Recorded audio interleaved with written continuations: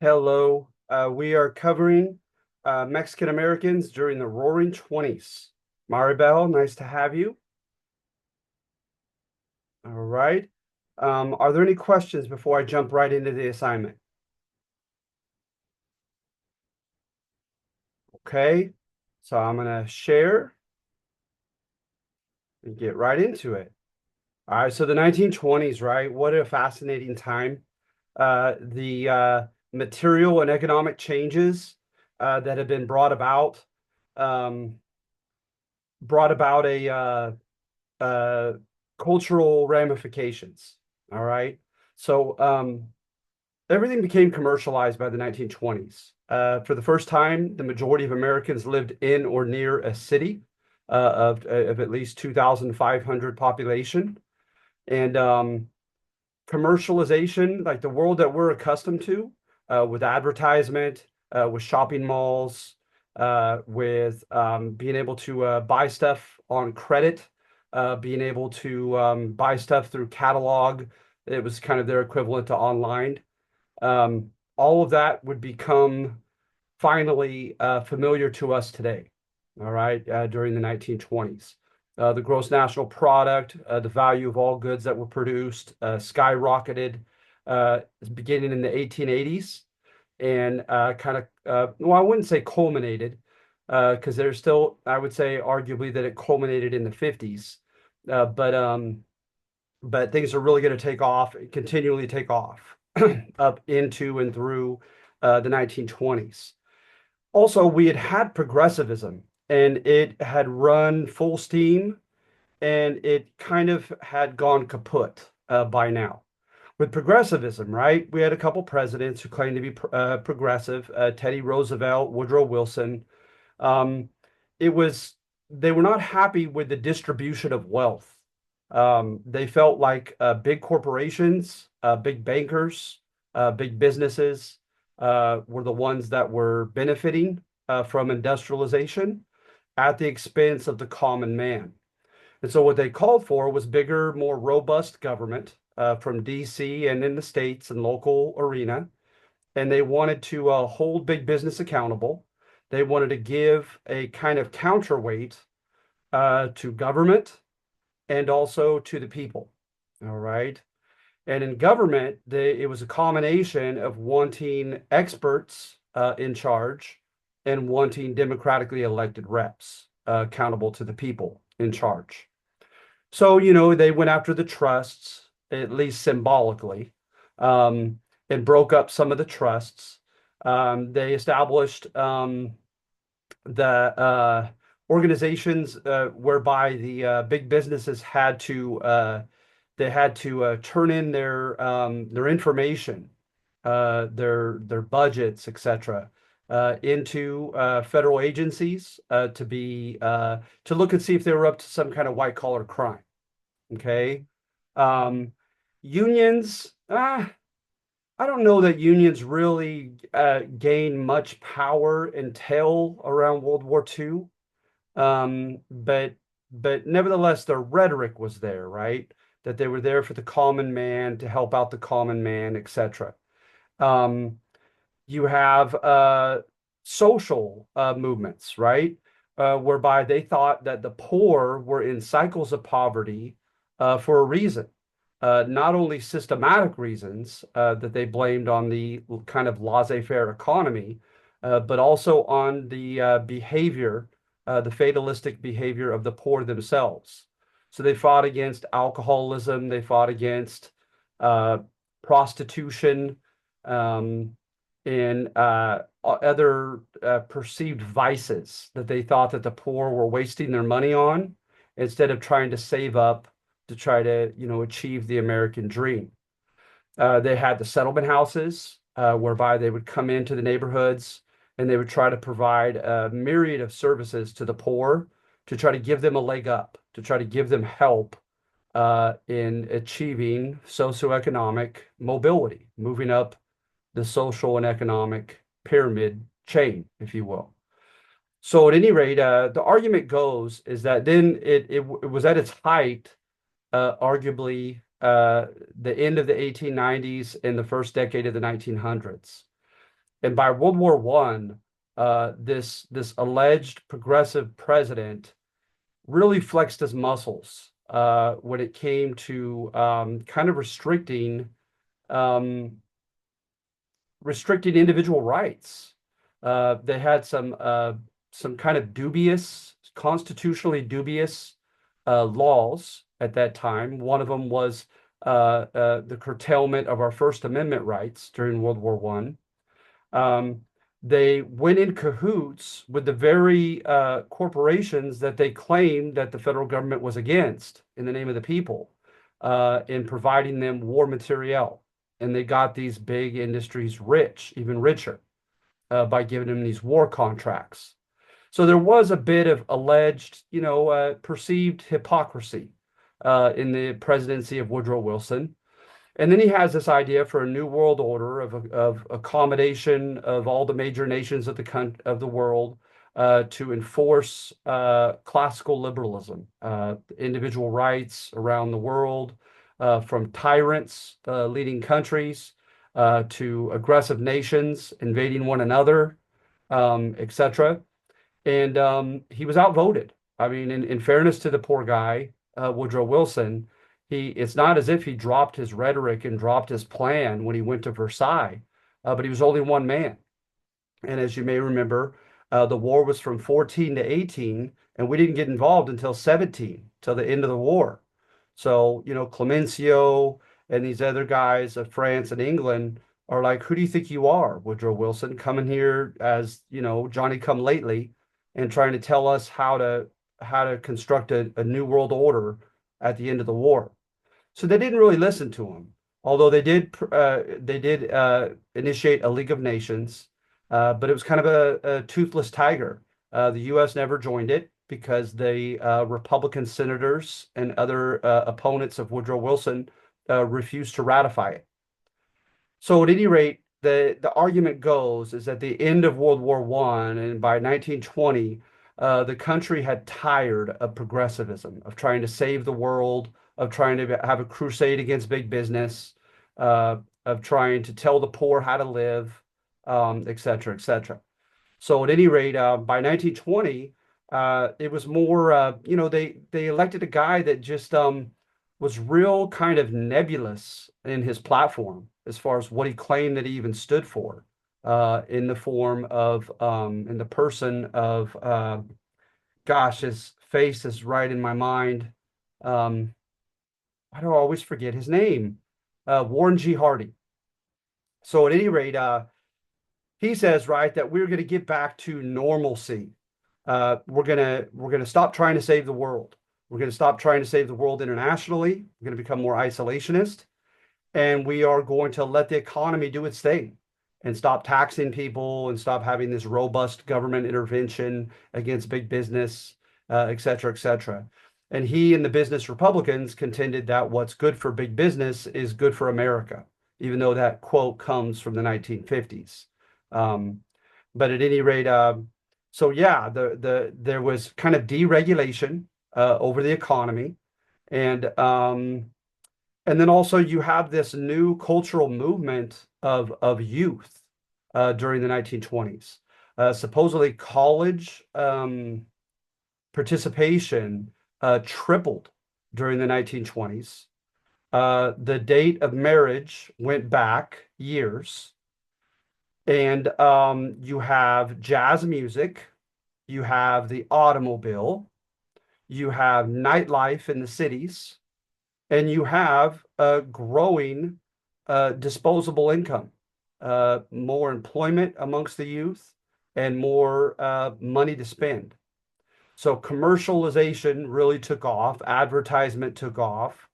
Um, the whole flapper image, right, with Coco Chanel's outfit, if you will, became symbolic of this new liberated woman. And of course, they flaunted the 18th Amendment that prohibited the production and consumption of alcohol. And yeah, this is the time of Al Capone, in the gang wars, in the bootleggers. This is a time of speakeasies and jazz music. And of course, the Harlem Renaissance took off in Harlem, a renaissance amongst African Americans. This had largely transpired from the Great Migration of African Americans from the South up into northern cities like Detroit during World War One, and also a lot of Black people had experienced more enlightened treatment fighting with the French and fighting in France, which was, considered progressive compared to us in their race relations and culture. And so, you have all those things kind of coalesce and syncopated music, more let loose type of dance movements, more, yeah, just all of that together, and also more integration. When you look at the Cotton Club and you look at these other big places of the Harlem Renaissance, you have integrated crowds, although they were segregated in seating. Don't get me wrong. But still, you had black and white crowds. You had black and white people dancing together in the big dance halls. And yeah, and then you had crossover movements like the Shuffle Along musical that traveled around the country, Bessie Smith and her music, Louis Armstrong, right? And Duke Ellington. And so it's really going to take off. And then you had some in the Harlem Renaissance that took a more I don't want to say militant because that sounds negative, but took a stronger stance against racial discrimination, like in some of the writings of Claude McKay. He has a poem called "If We Must Die," and it basically is telling Black men to go down swinging against white racism.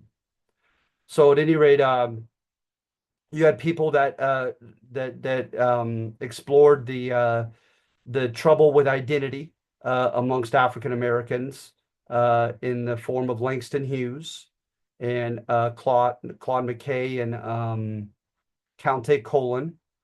And so it was quite a time of change. You also had the popularization in some of the school districts of teaching the theory of macro species evolution in biology classes in high school. And that was a big change as well. And so society is somewhat split, right, between the moderns who are embracing all of these changes, the liberation of the woman, youth culture, etc., and those who were traditionalists and thought that the country was going to hell in a handbasket. Okay. So at any rate, you have all that going on at this time of the 1920s. So let's see here. So look at this, per capita income increased from 522 a year to 716. So it supposedly it raised all tiny ships as well as the big ones. Okay. And then of course you had scandals, and that you had scandals in Hollywood, you had scandals in professional sports, and you had scandals in the administration of Warren G. Harding, okay, during the 1920s. So it became very polarized. So now we get to Latinos. So Latinos, they bought into this. The young, and let me emphasize that, the young, okay? This happened with Native Americans. This has happened with many demographics, whereby the younger generation that's born here or was very young when they immigrated, they have peer pressure from fellow kids and adolescents and young adults to buy in and assimilate to this new culture, this new consumer-oriented, youth-oriented culture. Okay, so you see that here with the Mexican Americans as well. But the older generation, right? It's kind of like that you can't teach an old dog new tricks type maxim. is that the older generation they didn't buy into it as much. They retained they more successfully retained their traditional values. Look at this. Money owed on credit doubled between 1925 and 1929 from 1.38 billion to 3 billion. So on the one hand, this American prosperity of the 20s could help Mexican people. Eldest sons and fathers, especially from Jalisco, Michoacan, Guanajuato, took the trains up into the American Southwest and sent back remittances, which still happens today, right? From their American salaries that historian George Sanchez contends were vital in helping their home villages out. Now, a lot of them intended to be birds of passage. Birds of passage is a euphemism for immigrants who end up going back home. That America to them is a means to an end. They can make better money, and they make that better money for their families and villages, and then they go back home. And what happened, according to the source I was reading, is a lot of them, they did not intend to stay, but they did. Okay, but they did nevertheless, quite a few of them. So he contends that the small village of Arandas, Jalisco alone benefited from 58,000 pesos officially sent during the 20s. Okay, as many Mexican migrants planned to return to their home country, some even brought home affordable American appliances, the radio, sewing machine, etc. Okay, let's see here. There was racial discrimination, right? But what overrode that was economics, according to the narrative. Yes, they were treated poorly, but their labor was in demand during this sprawling economic, spree of the Roaring Twenties. Lowly paid, unskilled, and non-labor union jobs. Okay. But sadly, right, from what I've understood, from what I've read, it still served as a lesser evil than Mexico itself. Okay. Mexico was caught up in the revolution.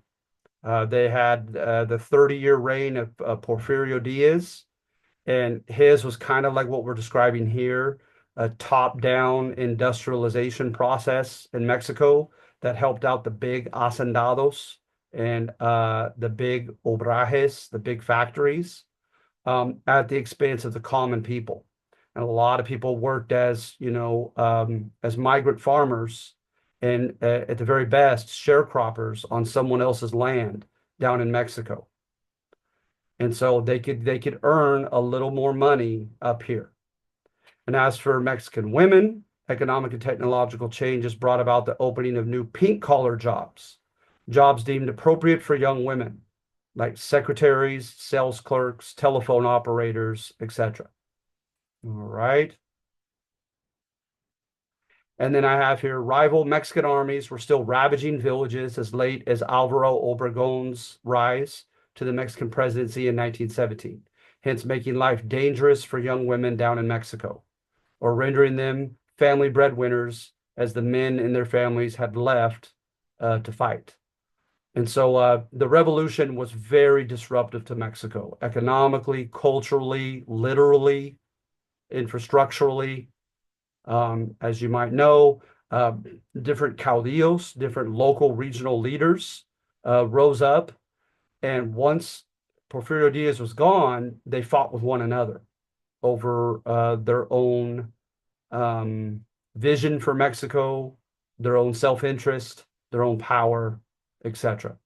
So you had Carranza and Pancho Villa fought each other up in the north after fighting with each other prior to that. You had, of course, most famously Zapata down in the south. You had, is it Morelos? Not Morelos. Starts with an M. He was the one that was assassinated by his military leader. But at any rate, we went over that in the previous assignment. So as for agricultural laborers, Paul Taylor observed that those migrants in central Mexico taking trains up to the U.S. who had already been there were decidedly more positive in their outlook, apparently having decided that the agreeable aspects of their experience in the U.S. far overshadowed the disagreeable. So again, it's a lesser evil, supposedly, coming up here facing discrimination, but making better money. Okay. Such seemingly improved circumstances, however, came at a cost for those of Mexican descent.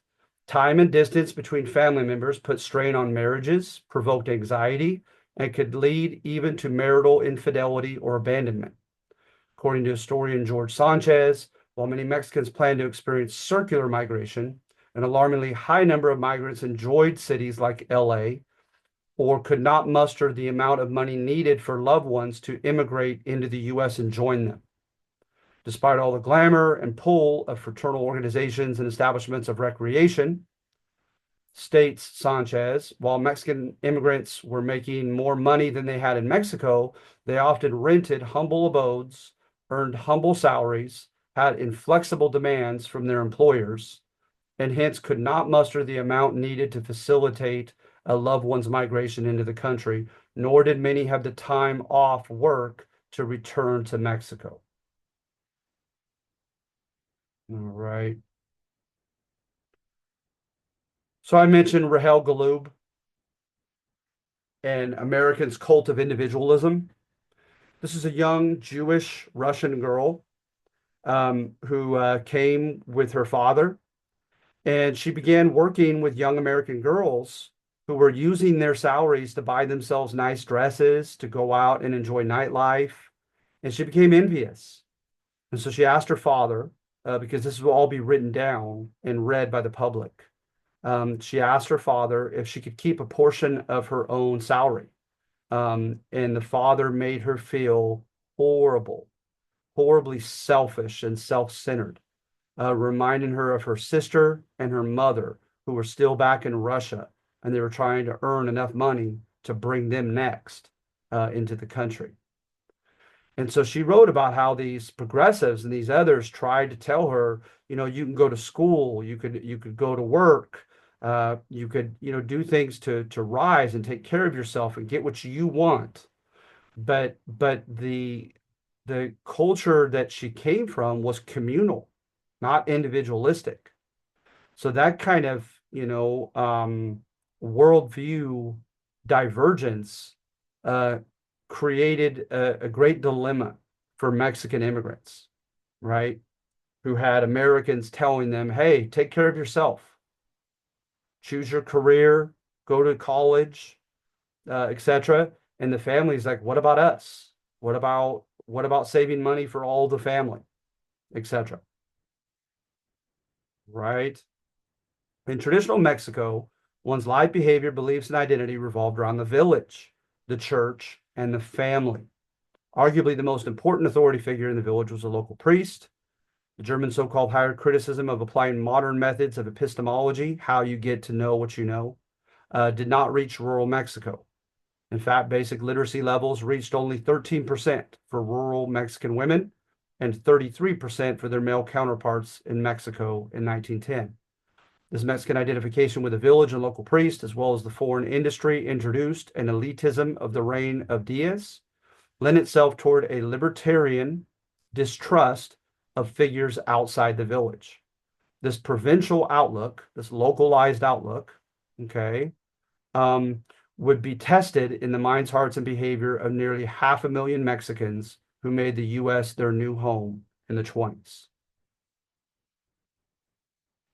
Then we mentioned the youth culture in America, its growing secularism, its embrace of postmodernism, which is that everything is relative and there is no such thing as capital T truth. Deconstructionism, deconstructing and doubting everything. Okay. Their fraternities and sororities would reinvent their moral codes, their beliefs, and even themselves and their own identities, often in the absence of religious authorities. And so the professors, the advertisers, the business corporations, kind of somewhat had a stronger cultural pull on these Mexican Americans than their old religious priest from their old village and their parents, etc. To whatever extent students were not imprinted upon by their professors, they were statistically highly likely to be affected by their young peers.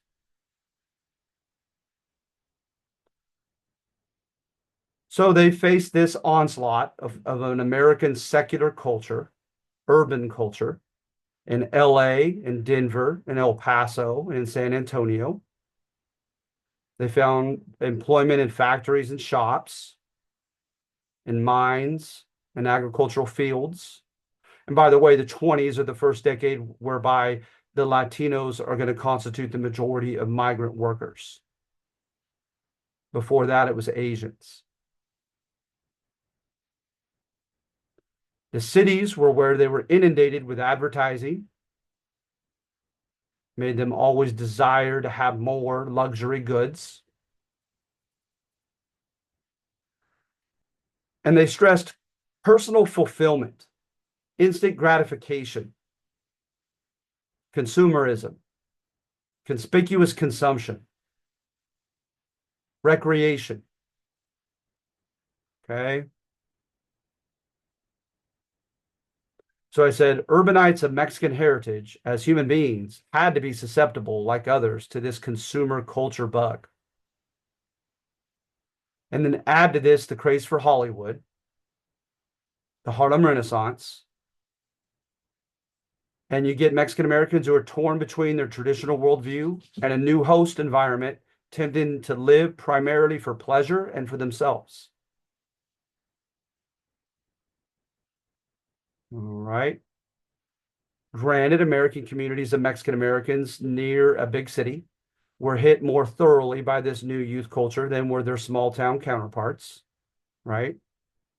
But they had the radio, they had the press, they had other forms of mass communication that could reach them in any small town.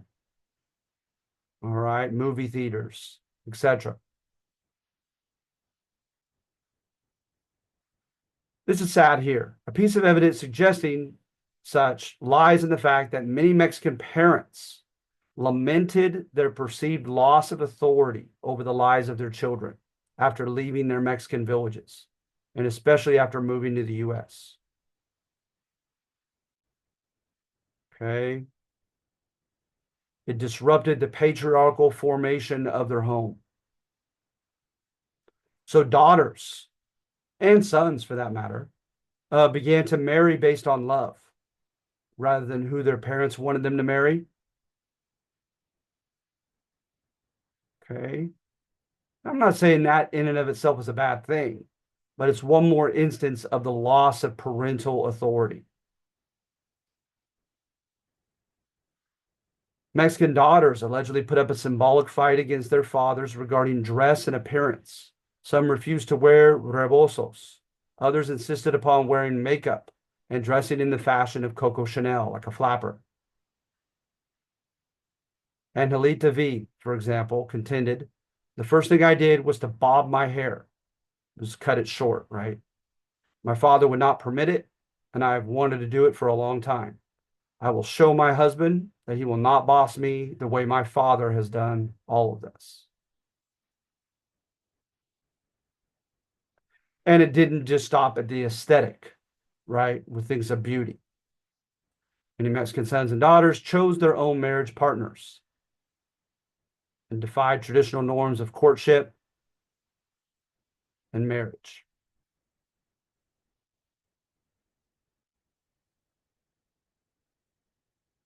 Some eloped. And look what they called it in Spanish, robo, from robar, to rob. If a man just took a woman and they eloped instead of being married in the church with the approval of her father, etc. Happened so often that they tried to reconcile and compromise.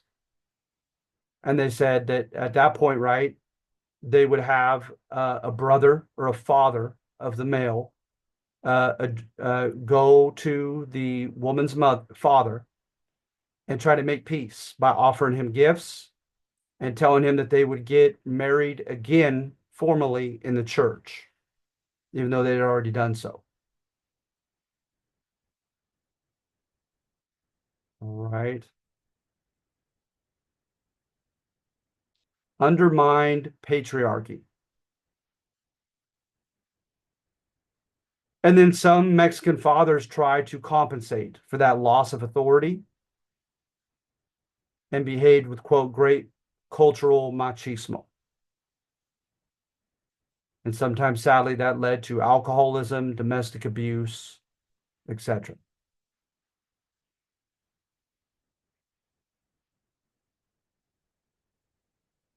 So the women in particular, the Mexican women, were given a lot of opportunities by way of pink collar jobs to make money for themselves, to marry later, to go to school, of course, to go to work, right? Nevertheless, the splintering of their culture and strife within the family structure, okay, in and of themselves can arguably be labeled as a cost of moving to the US during the Roaring Twenties. All right. So, Maribel, do you have any questions, hon? No questions. Okay. All right. So, yeah, that does it. Okay. For Okay. today's lesson, I hope that was helpful. Yes, it was. All right, good. All right. So I'll do that right now before I forget.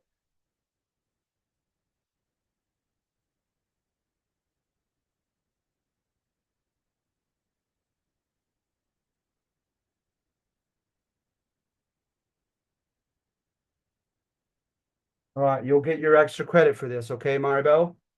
Okay, thank you. See you next week. All right, sounds good, hon. You have a good Okay, week. you as well. Thank you. All right, bye-bye. Bye-bye.